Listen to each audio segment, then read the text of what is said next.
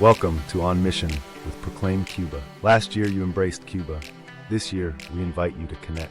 Connect with Cuba is more than a theme, it's a calling. As we walk forward in our 10-year vision to establish empowering centers across the island, we want you to see, hear, and feel the life-changing work God is doing.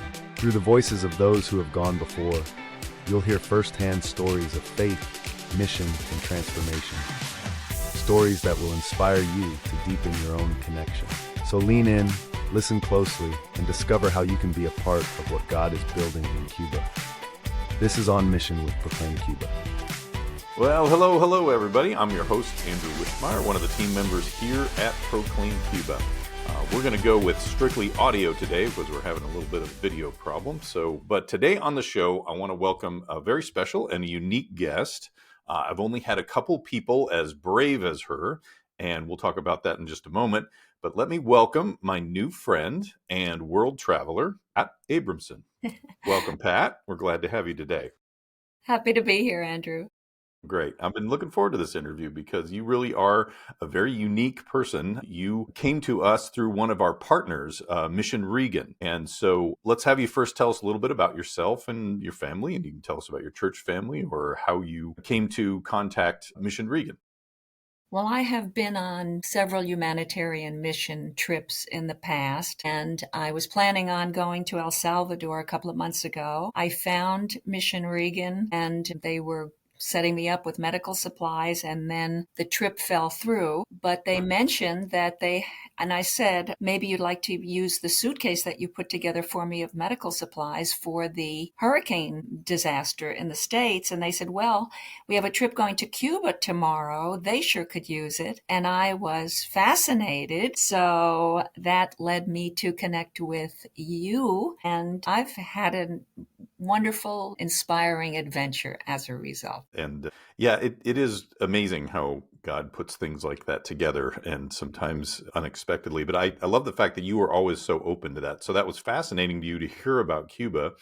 And so that I know that wasn't your first connection to Cuba. So because you told me that you had actually been before. So tell me a little bit about what first moved you to be interested in that, and then about that previous trip. When I was 14, my family decided maybe they wanted to move and live in Miami. And we spent the summer in Miami, which is when the Cubans first started coming over.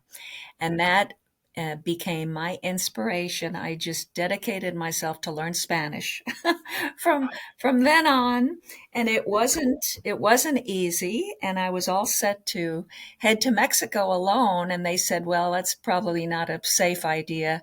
You need to go to Spain." So I lived in Spain for about a year and a half. I picked up a Castilian accent, and then I changed it when I started traveling to other countries. But Cuba has always had a special place in my heart, and I was there in 2009 with a group that had to leave out of Toronto because there were no flights out of the States. So, and I was there for a week, and it was very special for me. How did you do with the Cuban Spanish while you were there?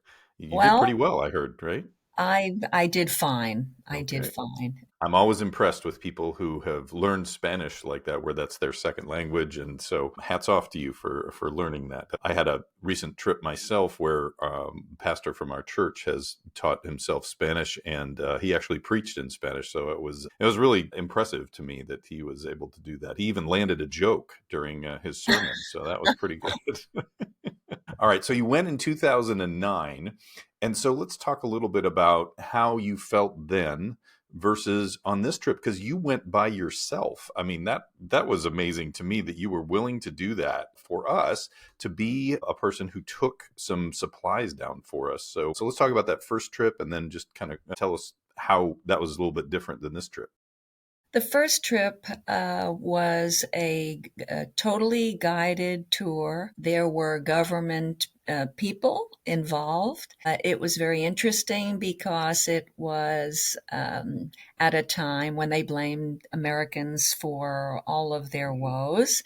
There was a lot of anti-American signs up, and in the presentations they gave us in different places, it was all slanted in that direction. So it was a little difficult, being one of the few defenders in our group for the American way of life. So this trip, of course, I didn't have all of those propagandists taking me around. And in fact, I got out into the countryside and I saw a completely different aspect of Cuba than the first time because Havana is very regal with its beautiful old, huge palaces and buildings and such, even though they were peeling and shabby then. It was very interesting to get out really more among the people this time.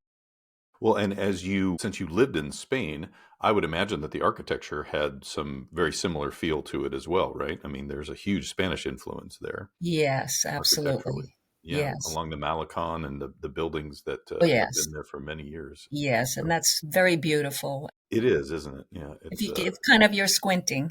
you have to be off at a little bit of a distance, but yeah, no, Yeah. it's Yeah. true.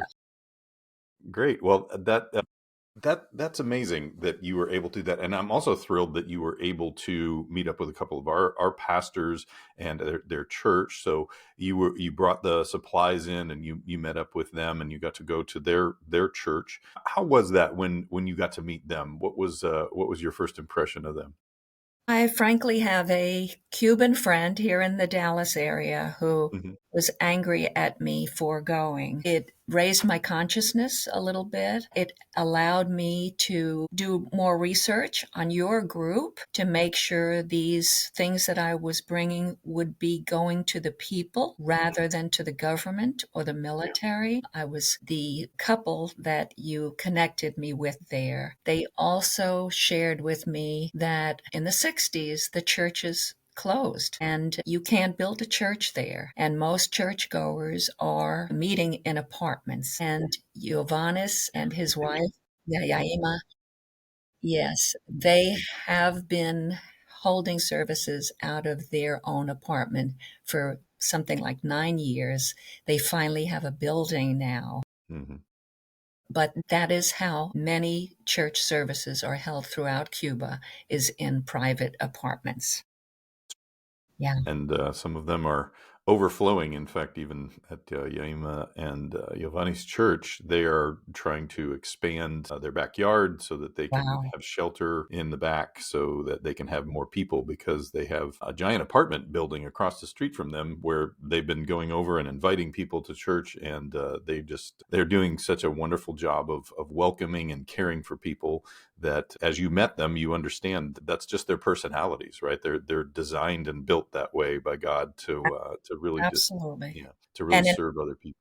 and in fact, the area that they have their building in is a very modest area. The struggles were very apparent right Hmm. there in that area. So it was very heartening to see that these are good people with years of experience in getting these kinds of supplies to those that most need it.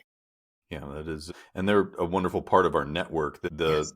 thing about our ministry is that we have an incredible network across the entire country we've been building for 33 years. Pastor Alamino has been building for 33 years. And so to see the people that he mentored and that he discipled for many years step into their leadership roles now and really want to serve the people of Cuba in the way that you saw, where you saw very, very genuine people who wanted to serve those around them, understanding the difficulties that they have, the challenges in their life does not deter them. They want to offer the hope of Christ, and that is really what their goal is and their mission is in that neighborhood. And I applaud them. They have very difficult lives. When we first went down in 2021, I've said this on the show before, we talked with some of the pastors, and we said, how are you, right? And the response was, no es fácil. No es Yes. fácil, it's not easy.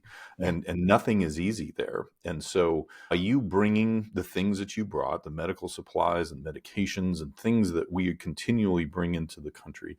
It just helps so many people, and we're so grateful that you were willing to do that for us. You went by yourself, and I just was so impressed by the fact that you were willing to do that for us. And your trip wasn't super easy either, right? I mean, we had problems with just some of the paperwork to begin with, and you called me from the airport, and but you went forward. You went forward. You just kept going, and I love that spirit in you. And you made it there. And you were only there for one day. You spent the night there and turned around and came back. That's right. Well, the only reason I didn't plan on a longer trip, it was right after the hurricane. Hmm. I Hmm. know the power outages are frequent. I I planned enough to tide me over without electricity for a couple of days, but Right. not a whole lot more. So, especially since I had already been there before, it was more of it was more of a humanitarian trip than anything else. Sure. Sure. Now, I know that you had a wonderful hotel, so I thought we'd just talk about that for a second because usually a question I ask was, is there anything that surprised you about Cuba? I think your hotel was pretty surprising, right? This was a pretty unusual, fantastic hotel. And it's on the fifth floor of a building, and the hotel is a terrace. It's an outdoor terrace. It's amazing, and it's gorgeous, and it's lovely. And they've got a couple of hot tubs. Of course, this was the winter, so they were covered over. Right. But you could get on a little swing outside your hotel room door and just sit under the stars on this terrace. Now, if you looked over onto the city from the terrace, it was completely different. It was like night and day because then you could see the struggles and you could see that I was lucky, and I was in a good place, but there's not a lot that's happening that's holding together for the people that live there.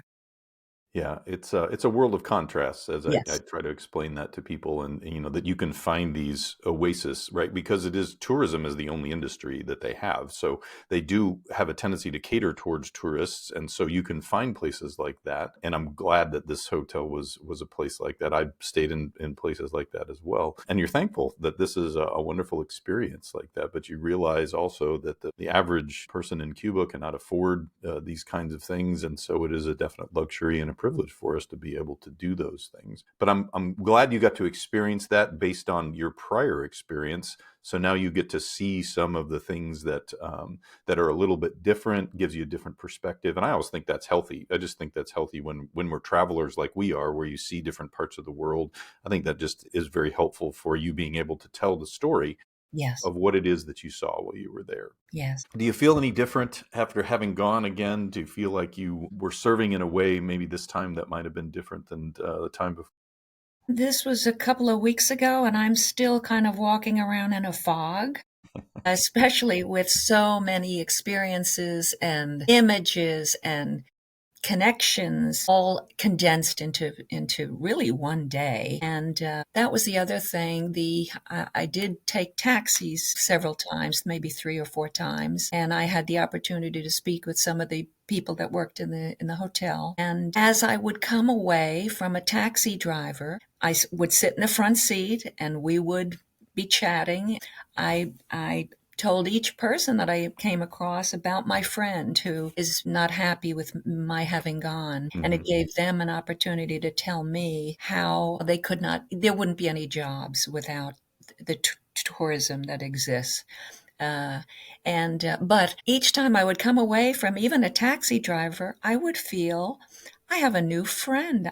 I felt strange that I wasn't going to hug them and say Hmm. goodbye because we had connected in such an intimate way with our exchanges. The people were very real and down to earth, and we just that was very unusual.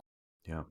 To Yeah, I think that's one of the things that has drawn me to Cuba, even from the first time that I went 20 years ago. It was the same kind of thing. It's like, wow, why do I have such a connection with I mean, not even speaking Spanish, and I'm sure that helps with just being able to establish a relationship and such. But even without that, I felt like there was a connection there that somehow God put that on my heart, and yes, it's been there ever since. So yes, and I'm thankful for that because I think it's important to be around people who are yes. different than you. And I've talked about that many times on this show as well. So I'm glad to hear that you also felt that same connection and that you feel like you have new friends in Cuba. I think that's just beautiful. Absolutely. I've got to tell you how helpful. I could never have done that without you and your advice and your knowledge about how things work. Customs, immigration, the airlines. Most of the airline employees at both Dallas and Tampa, they really are not that knowledgeable about where to go, where to check in, what goes next, what you have Yeah. to do. So It's a it process, was, definitely. It's a process. so you're not only the all of the information you gave me in advance about everything that I needed to know, but then you're being available as I ran into the challenges. That was just Right. a lifesaver. So I am so grateful. Absolutely. I mean, you were willing to go, so I'm going to do whatever I can to try to help you, and that was just very kind of you to do that. So then, of course, there's the big question, and I feel like this would probably be a yes, but would you want to go again? Well, it's going to be hard to not be drawn in that direction. So Yes, I know the feeling. I know the feeling. Well, good. We would welcome you if you want to join one of our other trips and such, and maybe you could stay a little bit longer and maybe even see some other parts of the country because sure. Havana is one place and it's a very unique place in the world and very iconic and a lot of the the old cars that have been restored. I mean, your cab was actually an old car that had not been restored. You sent me Yes. pictures of you in that car, so. Uh-huh. Yeah. And so if you get even out into some of the other cities, there's even a whole new side of Cuba that many people don't get to see. And those too have unique experiences to offer and just different parts of our network of pastors and leaders who also are doing incredible work to serve others in other parts of the country. So, Pat, I just, again, thank you for doing that. Thank you for sharing your perspective with us today. We're always grateful for people who are brave enough to go, and you certainly qualify with that description. So, thanks for being brave to go by yourself. It's incredible that you did that. So, Well, Andrew, I am so touched and moved by your dedication that Proclaim Cuba and your dedication to the people there and your continued trips. You've gone on more than like 20 trips this year, right? we did. We Wow. did. I think our executive director is there right now on our 22nd trip of Oh the my year. So, gosh. yeah. Well, thank And you and God bless you. The thank you. work that you're doing, it is so needed. Um, And I it's know they appreciate it, and I do too. Thank you, Pat. It's been a joy. All right. Thank you for joining us today. If you ever want to learn more about us, you can always go to proclaimcuba.org on the web. And we've even got some videos about who we are and what we're about. And we'd love for you to learn more about that. And if you'd care to join us in contributing some funds, we'd love that too. And there's an opportunity to give on the webpage. So thank you again, Pat, for being here. Thank you for your heart. Thank you for your service of just being willing to go and be a mule on this trip. Thank you, Andrew. God bless all of you. All right. Till next time, we'll see you on Mission with Proclaim Cuba. Great. Take care. Bye bye.